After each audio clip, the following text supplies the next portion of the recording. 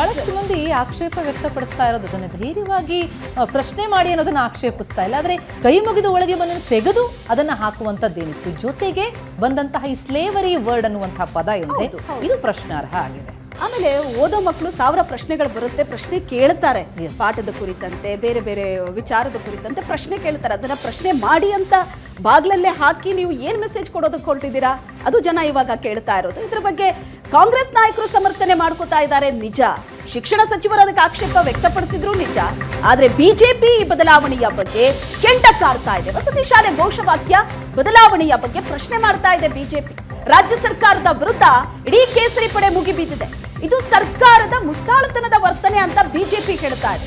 ಕುವೆಂಪು ಜಾತ್ಯತೀತ ವ್ಯಕ್ತಿ ಅಲ್ವಾ ಅಂತ ಜೋಶಿ ಪ್ರಶ್ನೆ ಮಾಡಿದ್ದಾರೆ.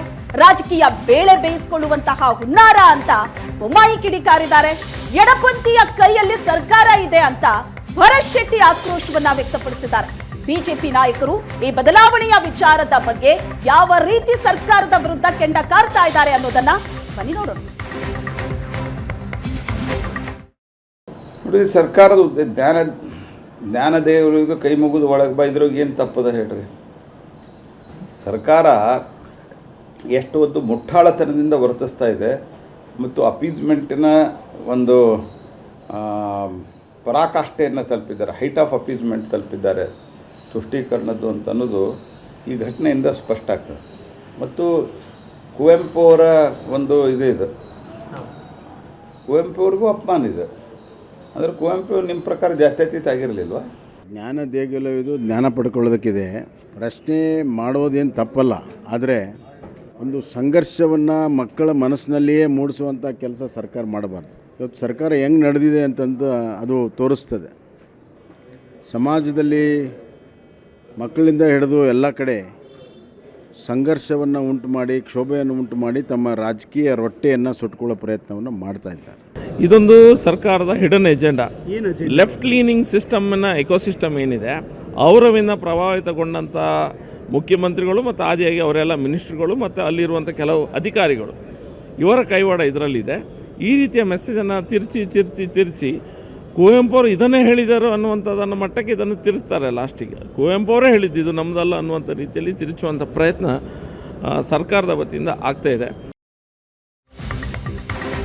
ಎಸ್, ಈ ರೀತಿ ಸರ್ಕಾರ ಸಮರ್ಥಿಸ್ಕೊಳ್ತಾ ಇದೆ, ವಿಪಕ್ಷಗಳು ಕಿಡಿಕಾರ್ತಾ ಇದೆ. ಹಾಗಿದ್ರೆ ಏನ್ ನಡೀತಾ ಇದೆ ಬೆಳವಣಿಗೆ ಅನ್ನೋದ್ರ ಬಗ್ಗೆ ಡೀಟೇಲ್ಸ್ ಕೊಡ್ತಾರೆ ನಮ್ಮ ರಿಪೋರ್ಟರ್ ಮಾರುತೇಶ್ ಈಗ ಸಂಪರ್ಕದಲ್ಲಿದ್ದಾರೆ.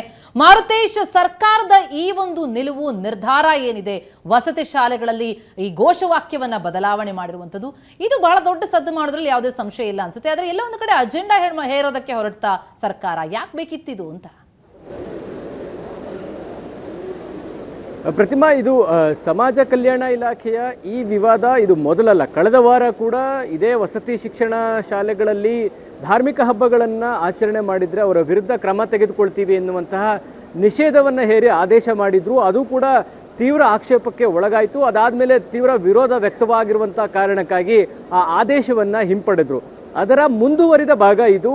ಈಗ ವಸತಿ ಶಾಲೆಗಳಲ್ಲಿ ಇದ್ದಂತಹ ಹಳೆಯ ಘೋಷವಾಕ್ಯ, ಬಹುಶಃ ನಾವು ಚಿಕ್ಕ ವಯಸ್ಸಿನಿಂದ ಸ್ಕೂಲ್ಗೆ ಹೋಗುವಂಥ ಸಂದರ್ಭದಲ್ಲೂ ಆ ವಾಕ್ಯಗಳನ್ನು ನೋಡಿ ನಾವು ಶಾಲೆ ಪ್ರವೇಶ ಮಾಡ್ತಾ ಇದ್ವಿ. ಈಗ ಅದನ್ನು ಬದಲಾವಣೆ ಮಾಡಿದೆ ಸರ್ಕಾರ.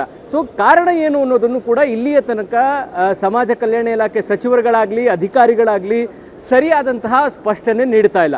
ಈಗ ಯಾವುದೇ ಒಂದು ಬದಲಾವಣೆ ಅನಿವಾರ್ಯ ಆದಂಥ ಸಂದರ್ಭದಲ್ಲಿ ಬದಲಾಯಿಸೋದಕ್ಕೆ ಒಂದು ಪ್ರಬಲ ಕಾರಣ ಇರಬೇಕು, ಅಥವಾ ಅದಕ್ಕೆ ಒಂದು ಆಕ್ಷೇಪಾರ್ಹಗಳಿರಬೇಕು, ಅದಕ್ಕೆ ವಿರೋಧಗಳಿರಬೇಕು, ಅದರಿಂದ ಏನಾದರೂ ಸಮಸ್ಯೆಗಳಾಗಿರಬೇಕು. ಆ ಥರದ ಒಂದು ಉದಾಹರಣೆಗಳಿದ್ದಾಗ ನಿಶ್ಚಿತವಾಗಿಯೂ ಬದಲಾವಣೆಗೆ ಎಲ್ಲರೂ ಕೂಡ ಮುಕ್ತವಾಗಿ ಒಪ್ಕೊಳ್ತಾರೆ. ಈಗ ಹಿಂದೆ ಶಿಕ್ಷಣದ ಇಲಾಖೆಯಲ್ಲಿ ಆದಂಥ ಬದಲಾವಣೆಗಳನ್ನ ನೋಡಿದ್ದೀವಿ, ಪಠ್ಯಗಳಲ್ಲಾಗಿರುವಂಥ ಬದಲಾವಣೆಗಳನ್ನು ನೋಡಿದ್ದೀವಿ. ಅದಕ್ಕೆ ಸರ್ಕಾರದಿಂದ ಒಂದು ಸಮರ್ಥನೆ ಸರಿಯಾದ ರೀತಿಯಲ್ಲಿ ಇತ್ತು. ಒಂದು ವರ್ಗಕ್ಕೆ ಇಷ್ಟ ಆಗಿಲ್ಲ ಅನ್ನೋ ಕಾರಣಕ್ಕಾಗಿ ಬದಲಾಯಿಸುವಂಥದ್ದಲ್ಲ. ಆದರೆ ಸಾಮಾಜಿಕವಾಗಿ ಇತಿಹಾಸದ ವಿಚಾರಗಳಲ್ಲಿ ಒಂದು ಸ್ಪಷ್ಟತೆ ಇತ್ತು. ಆದರೆ ಈ ವಿಚಾರದಲ್ಲಿ ಸಮಾಜ ಕಲ್ಯಾಣ ಇಲಾಖೆಯ ವಸತಿ ಶಾಲೆಗಳ ಪ್ರವೇಶ ದ್ವಾರಗಳಲ್ಲಿ ಆಗಿರ್ತಕ್ಕಂಥ ಘೋಷವಾಕ್ಯದ ಬದಲಾವಣೆಗೆ ಯಾವುದೇ ಕಾರಣಗಳಿಲ್ಲ. ಹಾಗಿದ್ರೆ ಅಧಿಕಾರಿಗಳು ಯಾಕೆ ಇದನ್ನು ಮಾಡಲಿಕ್ಕೆ ಮುಂದಾದರು ಅನ್ನೋದೇ ಸದ್ಯಕ್ಕಿರುವಂಥ ಪ್ರಶ್ನೆ. ಒಂದು, ಯಾವಾಗಲೂ ಬಿಜೆಪಿ ಸರ್ಕಾರ ಇದ್ದಾಗ ಏನಾಗ್ತಾ ಇತ್ತು, ಬಲಪಂಥೀಯ ಚಿಂತನೆಗಳನ್ನು ಶಿಕ್ಷಣದಲ್ಲಿ ಹೇರಕ್ಕೆ ಹೊರಟಿದ್ದಾರೆ ಅಂತ ಹೇಳ್ತಾ ಇದ್ರು. ಹಾಗಿದ್ರೆ ಈಗ ಎಡಪಂಥೀಯರ ಚಿಂತನೆಗಳನ್ನು ಈ ಸರ್ಕಾರ ಶಿಕ್ಷಣದಲ್ಲಿ ಹೇರಲಿಕ್ಕೆ ಹೊರಟಿದೆಯಾ ಅನ್ನುವಂಥ ಪ್ರಶ್ನೆ ಕೂಡ ಎದ್ದಿದೆ. ಕಾರಣ ಏನು ಅಂದರೆ ಸರ್ಕಾರದ ಯಾವುದೇ ಅಧಿಕೃತ ಆದೇಶ ಇಲ್ಲದೆ ಆಗಿರ್ತಕ್ಕಂಥ ಬದಲಾವಣೆ. ಕೇವಲ ಟೆಲಿಗ್ರಾಮ್ ಗ್ರೂಪ್ನಲ್ಲಿ ಚರ್ಚೆಯಾಗಿ ಸಮಾಜ ಕಲ್ಯಾಣ ಇಲಾಖೆಯ ಪ್ರಿನ್ಸಿಪಲ್ ಸೆಕ್ರೆಟರಿ ಆಗಿರುವಂತಹ ಮಣಿವಣ್ಣನವರ ಟೆಲಿಗ್ರಾಮ್ ಸೂಚನೆಯ ಮೇರೆಗೆ ಇದೆಲ್ಲವೂ ಕೂಡ ಬದಲಾವಣೆ ಆಗಿದೆ. ಆದರೆ ಒಂದಷ್ಟು ಪ್ರಬುದ್ಧವಾಗಿರುವಂತಹ ಜಿಲ್ಲಾ ಸಮಾಜ ಕಲ್ಯಾಣ ಅಧಿಕಾರಿಗಳು ಸರ್ಕಾರದ ಆದೇಶ ಆಗೋ ತನಕ ಚೇಂಜ್ ಮಾಡಲ್ಲ ಅನ್ನೋ ತೀರ್ಮಾನಕ್ಕೆ ಬಂದಿದ್ರು. ಹಾಗಾಗಿ ಕೆಲ ಜಿಲ್ಲೆಗಳಲ್ಲಿ ಈ ಬದಲಾವಣೆಗಳಾಗಿಲ್ಲ.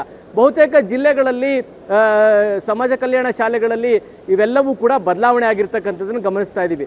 ಒಂದಂತೂ ನಿಜ, ಈ ಸರ್ಕಾರಕ್ಕೆ ಒಂದು ಪದೇ ಪದೇ ಇಂಥ ವಿವಾದಗಳನ್ನು ಇವರೇ ಅವಕಾಶ ಮಾಡಿಕೊಟ್ಟು ವಿರೋಧ ಪಕ್ಷಗಳ ಕೈಗೆ ಕೋಲ್ ಕೊಟ್ಟು ಹೊಡೆಸ್ಕೊಳ್ತಾ ಇರುವಂತಹ ಪರಿಸ್ಥಿತಿ ಈಗ ನಿರ್ಮಾಣ ಆಗ್ತಾ ಇದೆ. ಇದು ಒಂದು ಕಡೆ. ಆದರೆ ಸರ್ಕಾರ ನಡೀತಾ ಇರುವಂತಹ ಮತ್ತು ಆಡಳಿತ ವೈಖರಿಯನ್ನ ನೋಡಿದಂಥ ಸಂದರ್ಭದಲ್ಲೂ ಪ್ರತಿಮಾ, ಇಂಥ ವಿಚಾರಗಳು ಬಂದಾಗ ಬಹಳ ಸೂಕ್ಷ್ಮವಾದಂಥ ವಿಚಾರಗಳು ತಿಳಿ ಹೇಳುವಂಥ ಪ್ರಯತ್ನಗಳಾಗಬೇಕಾಗಿತ್ತು. ಆದರೆ ಅದ್ಯಾವುದು ಆಗದೇ ಇರೋದನ್ನು ನೋಡಿದರೆ ನಿಶ್ಚಿತವಾಗಿಯೂ ಸರ್ಕಾರ ಆಡಳಿತ ನಡೆಸುವಂಥ ಸಂದರ್ಭದಲ್ಲಿ ಅಧಿಕಾರಿಗಳು ಆಡಿದ್ದೇ ಆಟ ಅನ್ನುವಂಥದ್ದಾಗಿದೆ. ಅಥವಾ ಸಚಿವರ ಗಮನಕ್ಕೆ ಬಂದು ಸಚಿವರ ಒಪ್ಪಿಗೆ ಪಡೆದು ಸರ್ಕಾರಿ ಆದೇಶ ಆದಮೇಲೆ ಬದಲಾವಣೆಗಳಾಗಬೇಕಾಗಿತ್ತು. ಆ ಬದಲಾವಣೆಗಳು ಆಗದೇ ಇರೋದನ್ನ ನೋಡಿದಾಗ ಆಡಳಿತ ವೈಖರಿಯ ಮೇಲೂ ಕೂಡ ಅನುಮಾನ ಬರೋದಕ್ಕೆ ಶುರುವಾಗಿದೆ. ಪ್ರತಿಮಾ, ಥ್ಯಾಂಕ್ ಯು ಮಾರುತೇಶ್ ನಿಮ್ಮೆಲ್ಲ ಡೀಟೇಲ್ಸ್ಗೆ.